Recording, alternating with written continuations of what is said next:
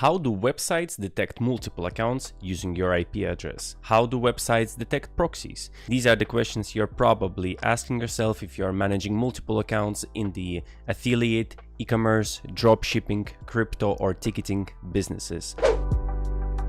Hi, my name is Stan, and in today's video we're going to talk about how websites use your IP address to specifically identify you, and if you're running multiple accounts, what checks and tests they do to see if you're masking anything. Now, we all know what's an IP address. An IP address is kind of like a uniquely identifiable string of digits that is given to you by your internet service provider. This IP address can then be used to connect with other websites and communicate with them. This IP address can be used to track if you're managing multiple accounts, and if you don't change your IP address and connect to multiple accounts from the same IP address, websites can easily detect that and block you for running multiple accounts.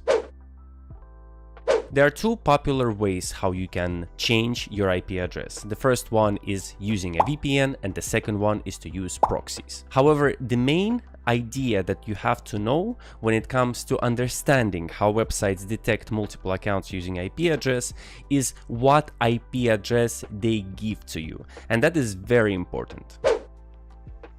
Generally, there are two categories of IP addresses that websites look for. They are residential IPs and data center IPs, and that is very important to understand. Essentially, data center IPs belong to data centers. These IPs are generally used to host servers, different databases, and used to host websites. Residential IPs, on the other hand, belong to internet service providers and typically used by your home or your mobile devices. Naturally, websites trust residential IPs more, simply because it is not very common that normal website visitors connect to a website from a data center IPs. Yes, it happens sometimes. It happens in situations, for example, when you connect to internet from a corporate network, then you would have a data center IPs.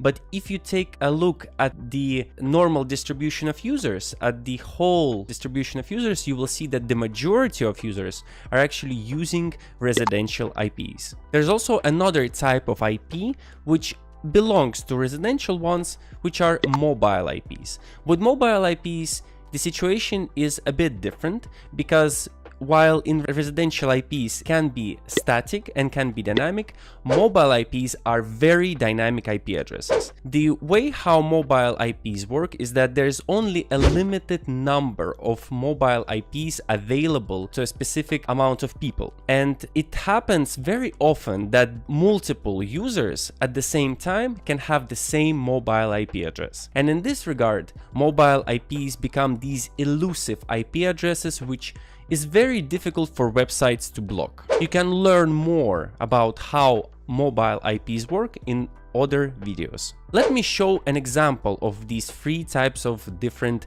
IP addresses.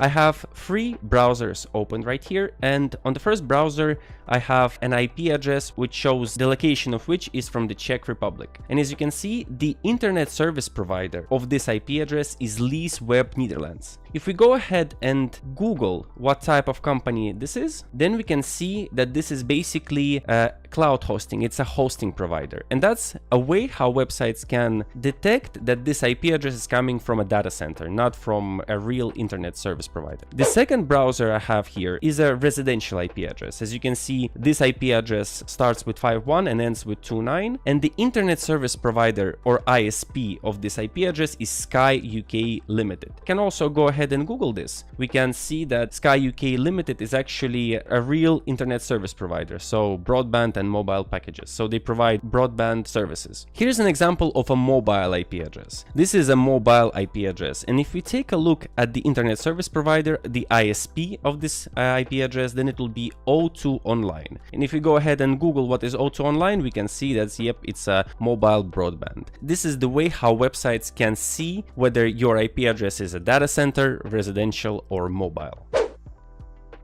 Besides checking what type of IP address your accounts are hosted on, websites can also take a look at your browser fingerprints and analyze whether your browser fingerprints are consistent with the information of your IP address. There are 4 main browser fingerprints that can reveal your location, and this type of information must be consistent with your IP address. These are time zone, WebRTC IP address, geolocation API, and language. And if you just mask your IP address using a proxy and you do not care about these parameters, websites can easily detect anomalies and restrict your accounts. Let's look back to the browser where I have the Czech Republic IP address. In this browser, I have only changed the IP address. I didn't care about time zone, geolocation, or WebRTC. Here's how a website could potentially detect this. As you can see, the IP address of this browser ends with 84. However, they can also utilize a so-called WebRTC leak test, and they can reveal my real IP address, which is actually in Estonia and ends with 0.21. They can then check the location of this IP address and reveal my real location. Besides checking for the real IP address through a WebRTC module, websites can also check the time zone browser fingerprint. And as you can see here, the time zone fingerprint here is Europe Tallinn, while I'm actually showing that I'm in Czech Republic. Another parameter which can reveal my real location, even if I'm using a proxy, is geolocation API. This is basically a mechanism in browser that can show your real coordinates. We can go to Google Maps website, and if we click on show our real location, it will actually show my location in Estonia, in Tallinn, not in Czech Republic. It used the geolocation API endpoints in the browser and revealed my real location. Another important parameter are languages, which you also should consider when changing an IP address and hence your location. There's actually many other methods that websites can deploy in order to detect proxies. They also include port scanning and also scanning for headers. By the way, in Multilogin, all these parameters are masked in accordance with your proxy. So if you're using a proxy or you're changing an IP address through other means, Multilogin browser profile will automatically match the browser fingerprints with the information of your IP address. So how can you choose the right proxy for yourself? First of all, you should know that residential or mobile IPs are currently the best, simply because it is very difficult to block these IP ranges because they are coming from real pool of users. Data center proxies may also work. Don't think that they are totally bad. However, you have to ensure that you have a data center proxy provider that provides exclusive IP addresses for you, because data center proxies are really not a normal behavior in the web. Websites can easily block these data center IPs, and hence, if you get an IP address that has been used in a bad ways before, your accounts will be in jeopardy. By the way, you can check for different proxy recommendations on our website, multilogin.com/proxy.